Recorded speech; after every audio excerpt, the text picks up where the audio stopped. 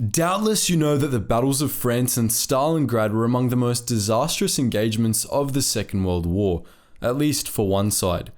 But have you ever even heard of the Battle of Kos before? What about the 1943 Dodecanese campaign? In this video, we're going to provide you with an overview of the dumpster fire that went down on the Greek island of Kos, where even the Italians fell prey to the German war machine.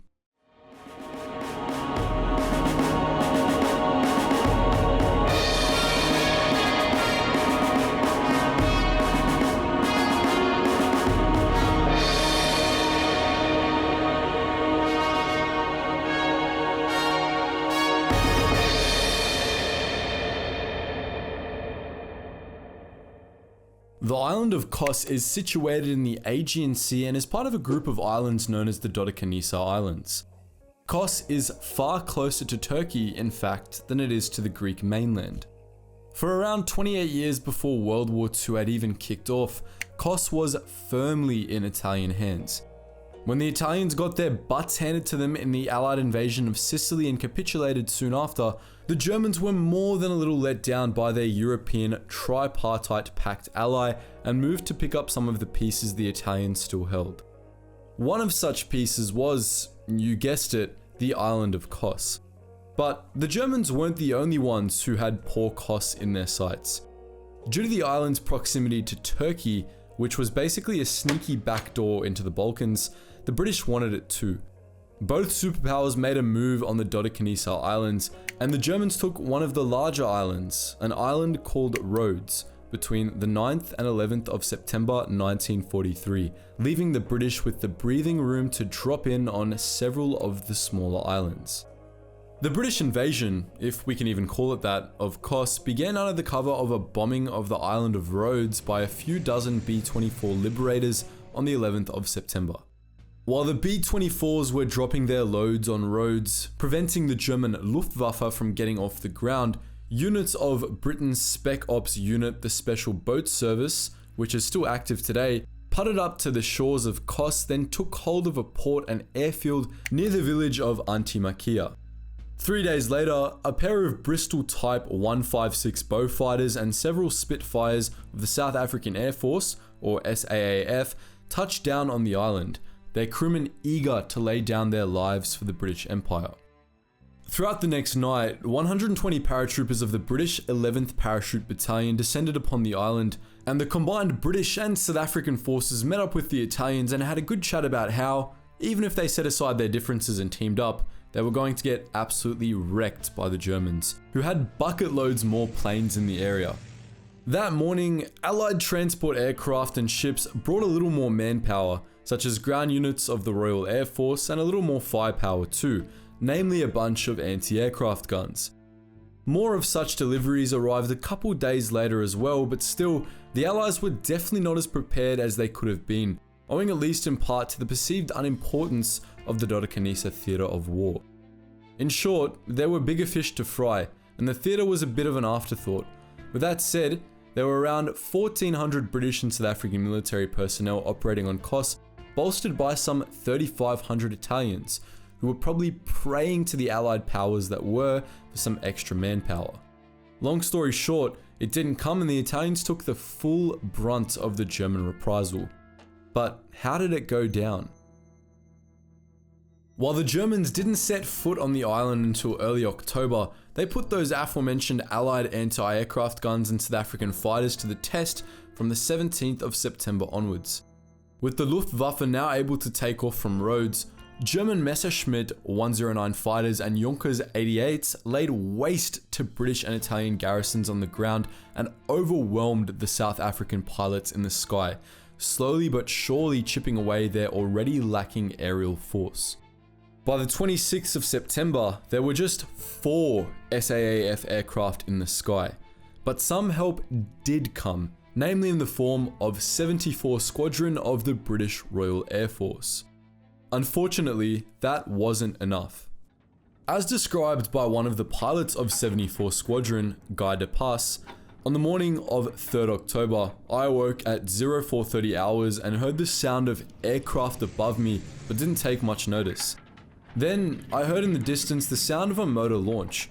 By this time, I was very apprehensive. Shots from the direction of the landing beaches strip were heard. The firing became more persistent. Flares were being fired and mortar fire could be discerned. It appeared to all of us that the island was being invaded and that enemy troops were in the vicinity.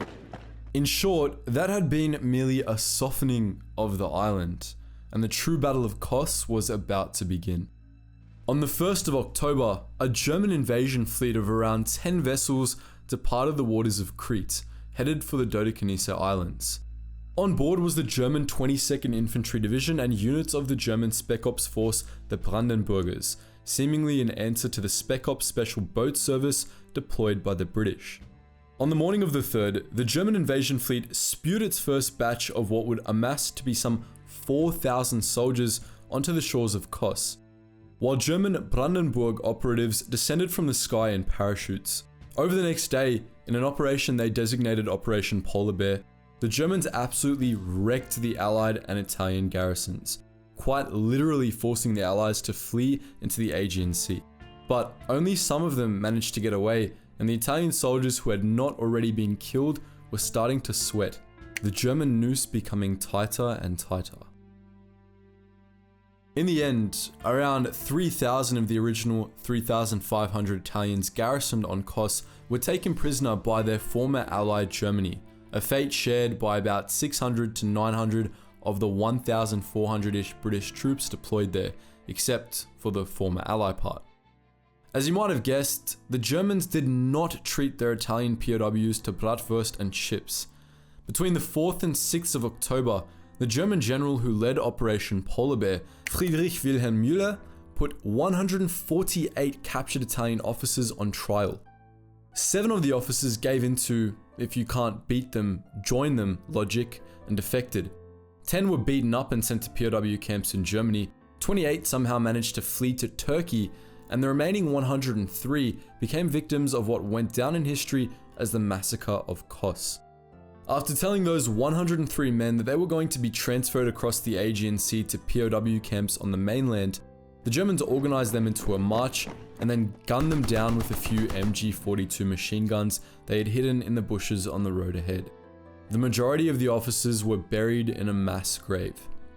With Rhodes and Kos now in German hands, one of the other major Dodecanese islands, an island called Leros, fell on the 16th of November, just less than a week before the Germans gained a resounding victory in the Dodecanese campaign, blocking the Allies from Turkey and thus the Balkans. As per British Admiral Andrew Cunningham's analysis of the campaign, the enemy's command of the air enabled him so to limit the operations and impair the efficiency of land, sea, and air forces. But as always, we're eager to know what you think. Had you heard of the joint Allied Italian disaster that was the Battle of Kos before this video? Are you surprised by what the Germans did to their Italian POWs? Lastly, would you like to learn more about the Dodecanese campaign? Feel free to let us know all that and more in the comment section below. And guys, if you're itching for some more high quality history content, make sure you check out our second channel called The Braved, where we go through all different eras of history to find some of the most badass individuals from these different eras. So if that sounds like it tickles your fancy, that link is first in the description below. And if you just want to check us out on our Relax Shack music channel, we use some of the music there on these videos. That is also in the description below. And if you want access to behind the scenes Discord where you can chat to myself and the team who make these videos, as well as some exclusive videos only available to Patreons, make sure you consider donating. And if you just want to join our wider community, check us out on the Facebook, Instagram, and general Discord server.